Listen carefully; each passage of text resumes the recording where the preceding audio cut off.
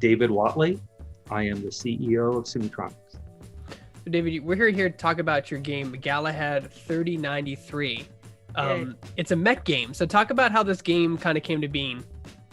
Well, we've been doing mech games for a long time. It was one of our, I believe that was my third game I ever made professionally.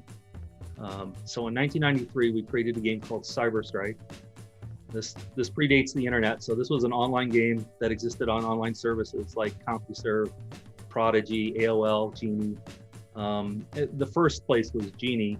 And in those days, computers were very weak. There were no 3D cards. It was all very slow computers. You had to do your own 3D graphics and draw those polygons with your own algorithms. The networking was dial-up modem, so we're talking about lag in the 2-second range minimum for a packet to go out and get back to you. And yet we made it all work with 16-player multiplayer games. Cyberstrike had a sequel in 1997 called Cyberstrike 2 that we made with 686 Studios, is that right? Which eventually went on to become Sony Online and do EverQuest. We did Cyberstrike 2 back then. It was not only was it a multiplayer game, but it was had a full single player campaign as well. I see that's crazy. So did Sony end up purchasing the rights to the IP of Cyberstrike? So after that, or how did that work? No, we retained the IP. Oh, that's awesome. That's actually really quite rare in some of those cases. That's great though. Yeah, John Smedley, who went on to found that studio and ultimately run Sony Online for all those years and create EverQuest. He got his start in the game industry being one of the staff on Cyberstrike. He was what we call the cyber op. He's now at Amazon, as you might know. So let's talk about the Galahad itself. Like you have this long history of not only making mech games, but kind of being on the cutting edge of like online service games as well. How does that help with the development of your game, since it is an online multiplayer game? Yeah, well, we've always done online, what are now called online service games, and what back then we used to call games. They're now a genre. But yeah, being able to run a game for years, like one of the original game that we created when we started Simutronics 33 odd years ago, called Gemstone, which was a text-based fantasy role-playing multiplayer adventure game, still exists today, believe it or not, doing better than ever. That we've been in operation all that time with a large team, and so running games that last for decades is kind of like, our bread and butter. So what we're hoping to do with this title is to make something that's going to last the test. It's going to last like that, where we're going to have a real long tail 10-year game, 20-year game, or something like that. We've done it in the past. We think we can do it again. And it's the only game like that, by the way. What advantages would you say your studio has, or just for you personally, because you've been you've done this stuff so early, you were experimenting with, there was no right way to do an online service game in the 1990s. You know what I mean? It was still relatively new technology. There was no pattern. There was no system. Free to play would be years off. How do you feel that helps in the game development process now in 2021? Oh, well, there's many prongs to that fork. On the technical side, working under extreme technical constraints gave us a real leg up on being able to deal with modern constraints more effectively, I think, than others have. For instance, when you have to make an online shooter that can handle extreme lag, then that means you can use those same techniques now and handle lag much better than someone with not that background.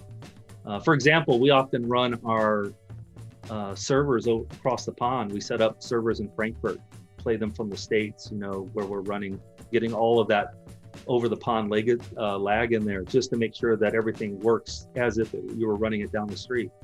And that's one of the great technical advantages we have, is all that institutional engineering knowledge. And in addition to that, when it comes to operating a live service game, we've been doing it forever, so we don't really think of it as anything unusual or new that we have to learn. Building a community is the first thing you have to do, and you get people who are super excited about your game, and then you listen to them, and you try to keep moving the game forward based on that feedback, or the aggregate of that feedback anyway.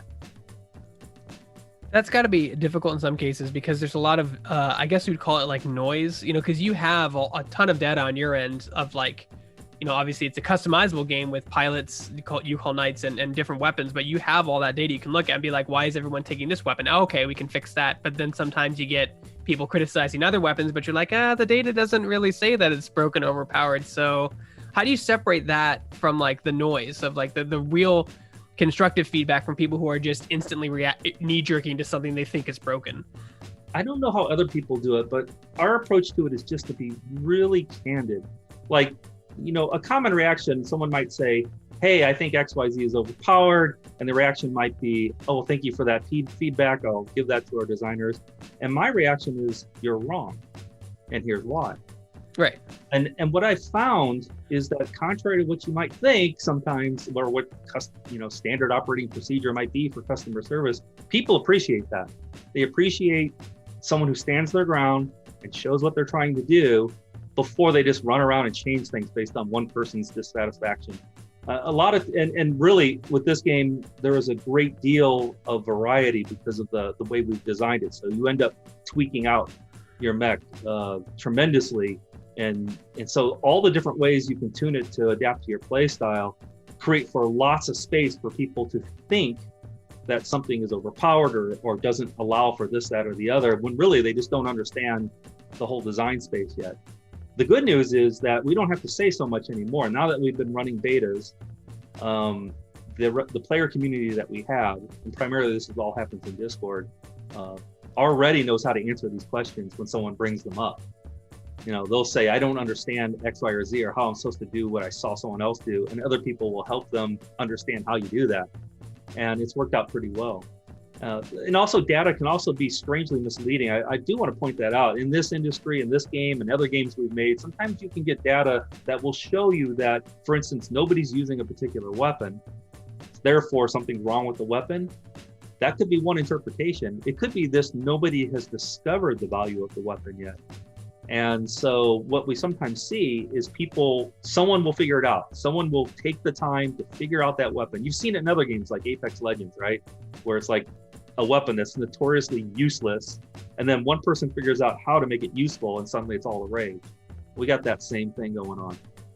Why do you think like that this genre has withstand the test of time? We still see mech games today.